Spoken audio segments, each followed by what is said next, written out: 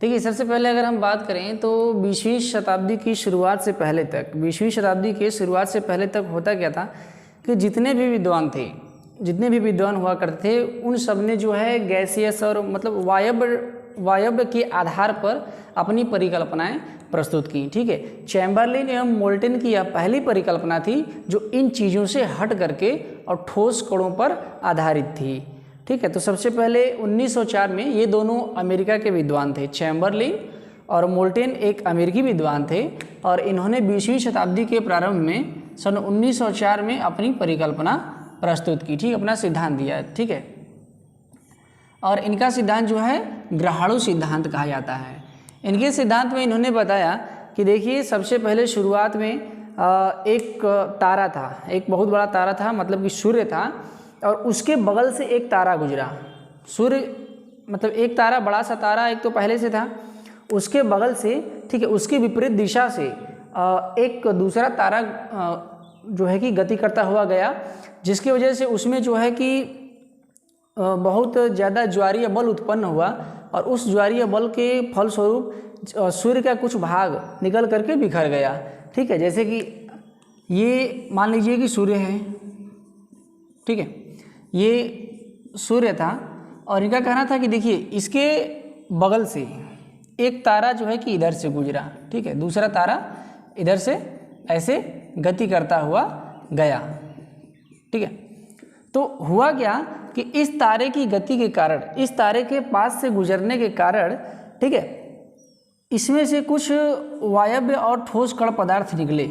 ठीक है, इस सूर्य से इस सूर्य में ज्वारीय बल उत्पन्न हुआ, और इस ज्वारीय बल के उत्पन्न होने के कारण कुछ ठोस पदार्थ ये सब सूर्य से निकल करके बाहर हो गए। ठीक है, और यही ठोस पदार्थ जो है हमारे सौरमंडल का निर्माण करते हैं। ये आपस में टकरा करके संगठित हुए, और संगठित होने के फलस्वरूप जो छोटे बड़े बहुत सारे ग्रह बने। ठीक है, और उसमें जो बहुत छोटे छोटे कण थे, वे कण जो है ग्रहों के उपग्रह बन गए। तो इस प्रकार से ये थी चैम्बरलिन और मोल्टन का ग्रहाणु सिद्धांत। ये था, ये कहता है कि देखिए, सूर्य था, एक दूसरा तारा गुजरा, उसके ज्वारीय बल के कारण सूर्य का कुछ भाग जो है कि निकल गया।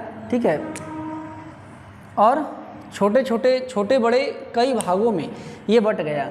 छोटे बड़े कई भागों में बटने के कारण जो है इस तरीके से हमारे सौरमंडल का निर्माण हुआ, और जो बहुत महीन कण थे, ठीक है, वे महीन कण भी हमारे सौरमंडल में इस प्रकार से घूमने लगे। देखिए, बिल्कुल साधारण शब्दों में हमने आपको ग्रहाणु सिद्धांत जो है चैम्बरलिन और मोल्टन का ये बता दिया कि आखिर इन्होंने कहा क्या था। ठीक है, पहली बार इन्होंने वायव्य राशि की परिकल्पनाओं जैसी सभी परिकल्पनाएं थी, उन परिकल्पनाओं से हट करके, ठीक है, ठोस कणों पर आधारित अपनी परिकल्पना इन लोगों ने, अमेरिकी विद्वान थे चैम्बरलिन और मोल्टन, 20वीं शताब्दी के प्रारंभ में 1904 में इन्होंने अपनी परिकल्पना ये प्रस्तुत की थी, अपना सिद्धांत दिया था। अब इनके सिद्धांत की कई सारी मान्यताएं हैं, जैसे इनका सिद्धांत सही माना जाता है। ठीक है, कई अर्थों में जो इनका सिद्धांत है वो बिल्कुल सही माना जाता है। इसे सही मानने के लिए पहला पॉइंट तो ये है कि इस सिद्धांत में कहा गया कि जितने भी ग्रह हैं, उपग्रह हैं और ये सारी चीज़ें हैं, इनकी उत्पत्ति सूर्य से हुई है। ये बात आज भी सत्य मानी जाती है। तो इस तरीके से इनके सिद्धांत को समर्थन मिला। दूसरी बात, जितने भी ग्रहाणु बने, ठीक है, छोटे बड़े ग्रह जितने भी बड़े, ठीक है, वे सब सूर्य का ही भाग हैं, इस सिद्धांत में बताया गया। ठीक है, कि वे सब के सब क्या हैं, सूर्य का ही भाग हैं। और ब्रह्मांड में जितनी भी सारी चीज़ें हैं, ठीक है, हम मतलब अपने सौरमंडल में अपने आसपास जो देखते हैं वो डेफिनेटली जो है सूर्य का ही भाग हैं। तो इस तरीके से इनके सिद्धांत का समर्थन किया जाता है। अब जब इनके सिद्धांत का समर्थन किया जाता है तो इनके सिद्धांत की अब आलोचना भी की जाती है। ठीक है, जेफ्रे और बहुत सारे ऐसे विद्वान हुए हैं जिन्होंने इनके सिद्धांत की आलोचना की है। ठीक है, तो ये इनके इस सिद्धांत की आलोचना में कुछ बातें कही जाती है। देखिए, इस सिद्धांत की आलोचना में जो पहली बात कही जाती है वो ये है कि इस सिद्धांत में कहा गया कि जितने भी पदार्थ हुए, मतलब जितने भी ग्रह बने, जैसे कि पृथ्वी बनी वगैरह सारे ग्रह बने, ठीक है, इनके निर्माण को इस सिद्धांत में शुरू से ठोस माना गया है।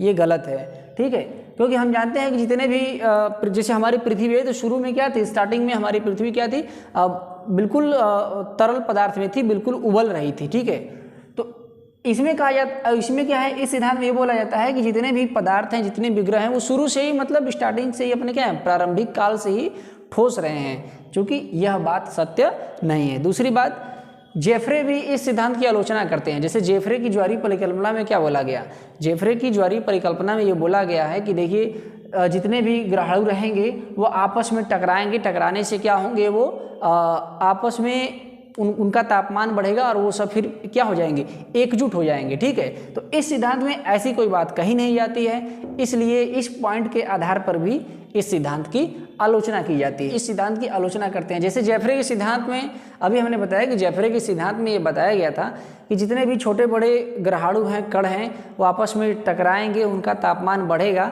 और इस तरीके से वो क्या होंगे, वो एक बड़े विशालकाय पिंड का रूप ले लेंगे। इस सिद्धांत में ये बातें नहीं कही गई हैं। ठीक है, एक महत्वपूर्ण विद्वान है लेविन भी कहते हैं कि देखिए शुरू में जब इस सिद्धांत में लचीले पदार्थ थे ही नहीं, मतलब स्टार्टिंग से बहुत ही ज़्यादा ठोस पदार्थ थे, लचीले पदार्थ नहीं थे। ठीक है, तो लचीले पदार्थ नहीं होने के कारण इन ठोस पदार्थों का भी आपस में एक सामान्य संगठन बनाना ये भी कहीं से उचित नहीं लगता है। अतः यह सिद्धांत लेविन के अनुसार क्या है, भ्रमपूर्ण है।